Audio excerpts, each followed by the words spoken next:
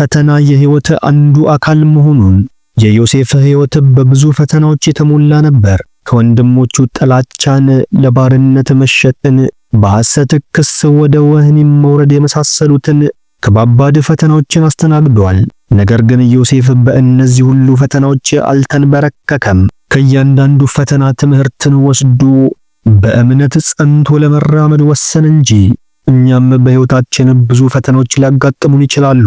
በወዳጆች መከዳት፣ የገንዘብ ችግር፣ የጤና መታወክ፣ የቤተሰብ አለመግባባት፣ የሥራ ጫና፣ የፍቅር ጓደኝነት ቀውስ፣ ክህደትና የመሳሰሉት ፈተናዎች ሊያጋጥሙ ይችላሉ። እነዚህ ፈተናዎችም ተስፋ ሊያስቆርጡን፣ ሊያሳዝኑንና ሊያናድዱንም ይችላሉ። ይሁን እንጂ ፈተና የህይወት አንዱ አካል እንደሆነም ማወቅ አለብን። ፈተና ከሌለ ጸጋም ሆነ እድገት የለም። መጽሐፍ ቅዱስም ስለ ፈተና እንዲህ ይለናል። ሮሜ ምዕራፍ 5 ቁጥር 3 ላይ መከራም ትዕግስትን እንዲያደርግ፣ ትዕግስትም ፈተናን፣ ፈተናም ተስፋን እንዲያደርግ እናውቃለን።